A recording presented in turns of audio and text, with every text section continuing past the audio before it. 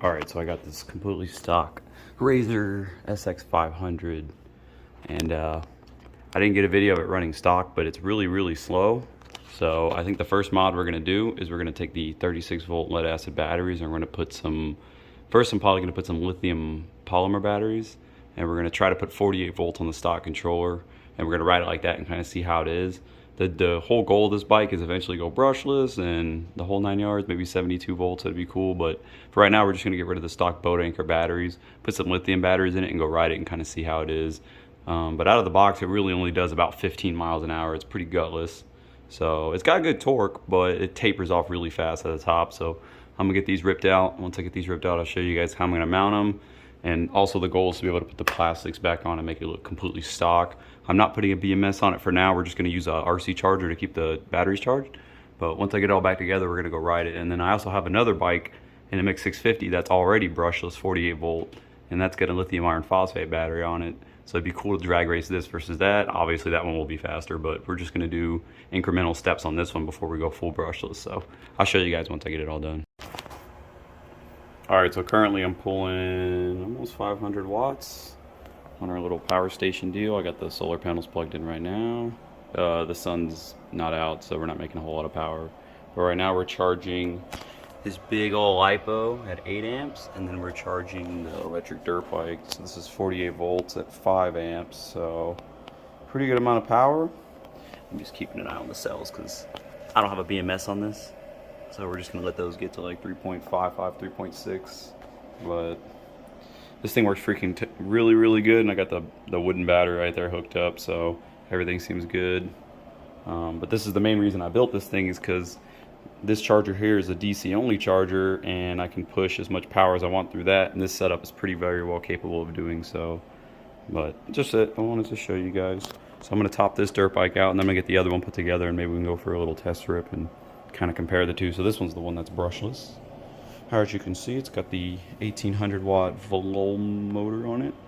It's not cleaned up yet. I'm eventually going to put the box on it, put a BMS on it, tidy up all the wiring. There's the mode switch. It's got 3 speeds. I want to put that near the handlebars so you can control it. But that's it for now. Alright guys, welcome to another video. This is all about batteries. So I went on Batteryhookup and ordered a bunch of these K2 Energy 3800 milliamp. I believe they do 15 amps per cell, so that's pretty good. I got a bunch here. I got 192 in this box. We're gonna open those up, and then I have a pack I've already built. This is a 10S4P, so this is 13.2 volts at 38 amp hours, or if you do the watt hour conversion, it's fairly large. And then I started experimenting with 3D printing some holders, because that's just like hot glued and duct taped together. And then here's a balanced plug. There's no BMS on this. It's just like a normal, like, I guess you could say like a hobby battery.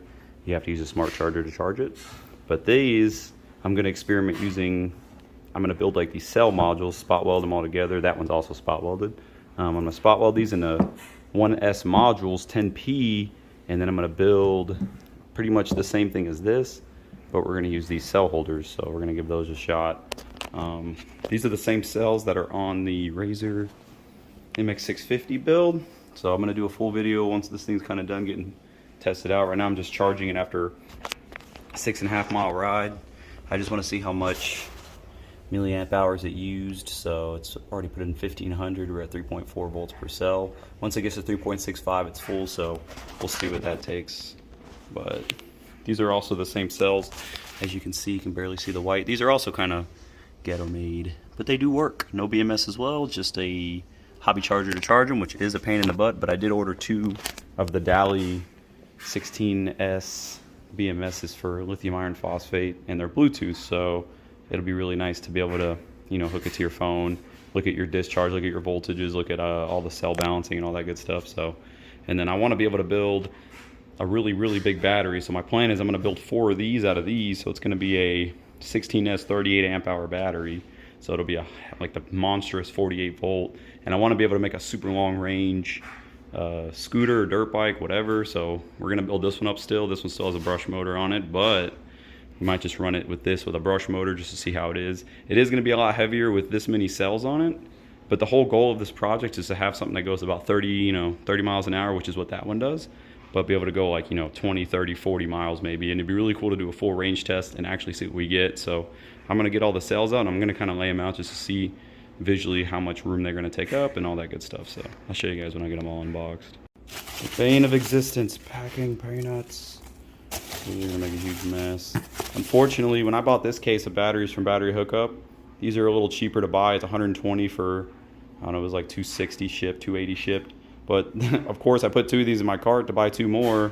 I go to buy them the next week when I got the money, and they're out of stock. So I had to buy these in boxes of 16. So it's a little more expensive. You get a little less cells, but I really do like these lithium iron phosphate cells, and they, you know, when they're gone, they're gone. So let me get these open. All right, here's our box of 16 cells. It's a lot cheaper to buy them in a big bulk case like this, but Battery Hookup ran out. So I ended up just buying a bunch of these just so I could get some more cells. It's more expensive to buy them individually like this, but what are you gonna do? So I'm gonna get them all open and we'll see them on the table.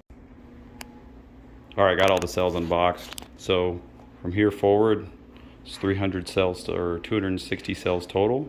And that comes out to about 3,100 watt hours or 3.1 kilowatt hours. So that's pretty good. If I end up building 4 of those to put on an electric bike, a dirt bike, whatever, that's gonna be 2 kilowatt hours. So that's probably more than enough for a dirt bike. So anyways, now I'm gonna kind of figure out how I wanna configure these. Also, I got some cool cooling fans from Battery Hookup as well, and I put some more cells in there, but that's it. So pretty excited to show you guys the batteries, and obviously as I start building packs, I'll definitely keep you guys updated. If you have any questions, leave me a comment.